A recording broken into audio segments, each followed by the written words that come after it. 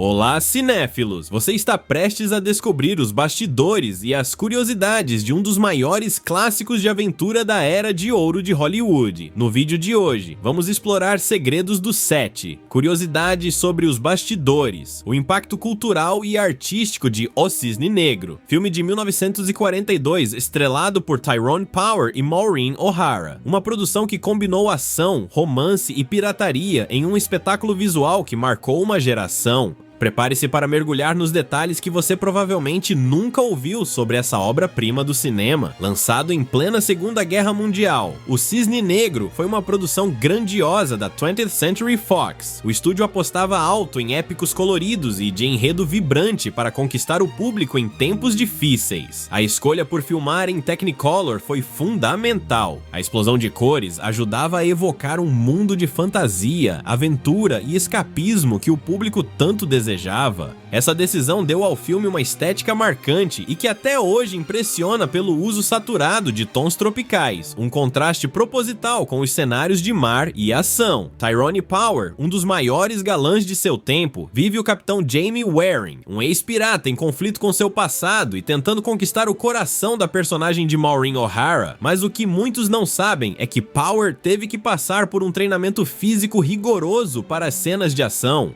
Ele já tinha familiaridade com esgrima, mas para o papel, os duelos tiveram que ser coreografados de forma mais agressiva, pois os produtores queriam algo mais espetacular do que os filmes de pirata usuais. Houve inclusive pequenos acidentes durante as filmagens de luta com espadas, o que gerou tensão no set. Maureen O'Hara, por sua vez, era conhecida por sua beleza intensa e temperamento forte, tanto nas telas quanto fora delas. Sua química com Power foi elogiada, mas os dois não se davam tão bem fora de cena quanto pareciam em frente às câmeras. Durante as gravações, houve atritos por conta de decisões de direção e diferenças de personalidade. Ainda assim, a força das interpretações se manteve intacta e O'Hara conseguiu imprimir à sua personagem um equilíbrio raro entre elegância e audácia, o que era incomum para as protagonistas femininas em filmes de pirata da época. A direção ficou a cargo de Henry King, que já era um nome consolidado em Hollywood e sabia como poucos tirar proveito dos recursos visuais que o Technicolor oferecia. Ele usou filtros e iluminação específicos para acentuar o tom aventureiro e romântico da trama. Uma curiosidade é que grande parte das cenas de navio foram feitas em estúdios internos, com réplicas construídas nos mínimos detalhes, enquanto as cenas externas no mar foram feitas em tanques com miniaturas, e os planos abertos aproveitavam fundos pintados à mão, prática comum na época, mas que, em O Cisne Negro, alcançou um nível técnico superior.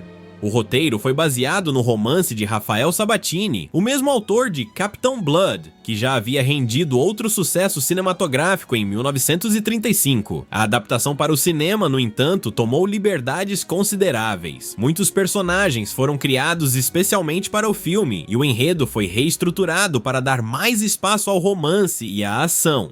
Isso porque o estúdio acreditava que o público ansiava por histórias que fossem diretas, envolventes e menos densas. Um reflexo do espírito da época. O vilão do filme, vivido por George Sanders, foi outra peça importante para o sucesso da produção. Sanders estava habituado a papéis de vilões cínicos e sofisticados, e aqui não foi diferente. Seu personagem, Leech, foi desenhado para contrastar com o herói impulsivo de Tyrone Power. A rivalidade entre os dois é um dos motores da narrativa e proporciona cenas de confronto memoráveis. Curiosamente, Sanders teria dito em entrevistas anos depois que odiava o calor do set e a maquiagem pesada usada para deixá-lo com aparência suada e rude, o que contribuiu para que seu desempenho fosse ainda mais impaciente, algo que, ironicamente, favoreceu o tom ameaçador de seu personagem.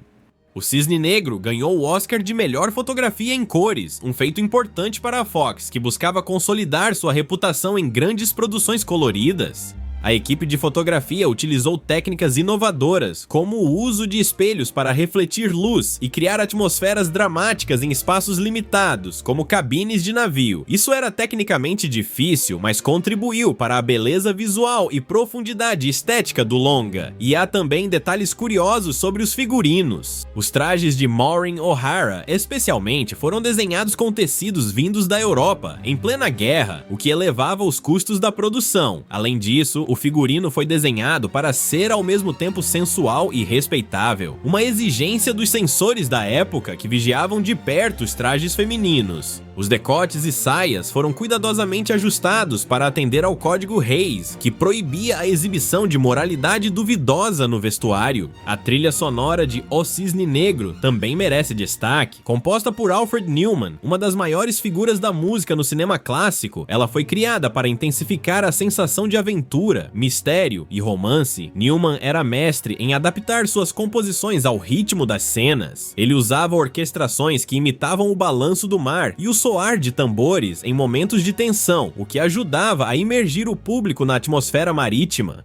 Seu trabalho foi tão impactante que vários temas da trilha foram reutilizados em produções posteriores da Fox, tamanha sua força dramática. Uma curiosidade que poucos conhecem é que boa parte das cenas de tempestade foi produzida com efeitos mecânicos extremamente sofisticados para a época. Os técnicos do estúdio usaram grandes ventiladores industriais, sistemas hidráulicos para simular ondas e até cordas ocultas para balançar os cenários de navio, a fim de criar a ilusão de instabilidade. Apesar do realismo desejado, o método tornava o set perigoso, e vários membros da equipe relataram quedas e pequenos ferimentos. Mas Henry King insistia em repetir as cenas até que cada detalhe estivesse perfeito, o que aumentava os custos e a tensão entre o elenco. A popularidade de O Cisne Negro foi imediata. Estreando em dezembro de 1942, o filme caiu nas graças do público, que buscava exatamente esse tipo de escapismo visual e emocional em meio às incertezas da guerra. Os jornais da época destacavam a beleza das cenas e a química entre os protagonistas, mas o que realmente selou seu sucesso foi sua longevidade. O filme permaneceu em exibição por semanas e foi relançado em várias ocasiões ao longo da década de 1940, sempre com boa recepção. Há também uma questão curiosa envolvendo a censura. Apesar de seguir o Código Hays, O Cisne Negro teve algumas cenas ajustadas ou cortadas em determinadas exibições internacionais, especialmente por conta da intensidade das cenas de beijo e a agressividade de alguns duelos.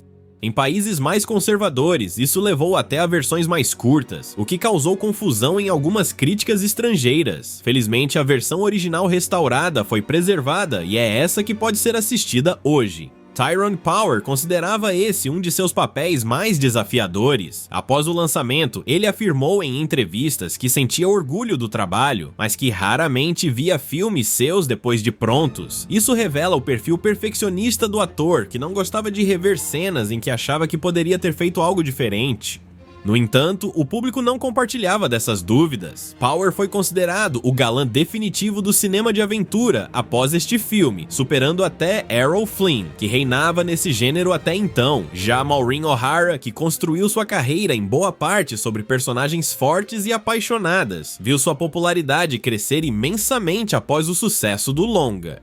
Ela sempre destacou em entrevistas posteriores o cuidado que Henry King teve em não transformar sua personagem em mera dama em perigo, o que era comum no gênero. Ao contrário, Lady Margaret tem voz ativa, desafia os homens ao seu redor e toma decisões por si mesma, algo que acabou influenciando a construção de personagens femininas em futuros filmes de aventura. Outro ponto fascinante é o impacto visual que o Cisne Negro causou na moda e na cultura da época. As roupas usadas por Maureen O'Hara, especialmente os vestidos com espartilhos ajustados e saias volumosas, foram replicadas em revistas femininas e até inspiraram criações de alta costura nos anos seguintes. O penteado que ela usou no filme, com ondas largas e volume nas laterais, virou febre entre as mulheres americanas. Era a influência direta do cinema moldando a estética de um tempo. O legado do filme não parou na década de 1940.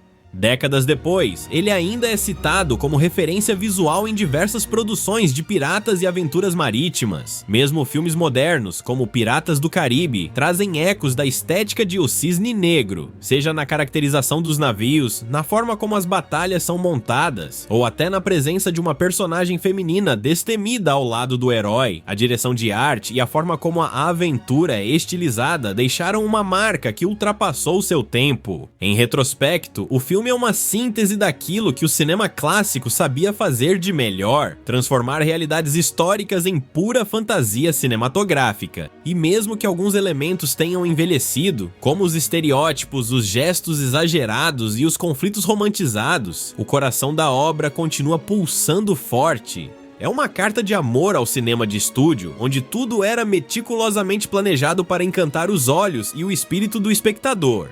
O Cisne Negro, portanto, não é apenas um clássico de aventura, mas um documento precioso de como Hollywood respondia ao mundo ao seu redor, com beleza, ousadia e espetáculo. Um filme que não apenas entreteve, mas ajudou a moldar o imaginário coletivo de toda uma geração, e por isso, ainda hoje segue encantando e fascinando os amantes do cinema clássico ao redor do mundo.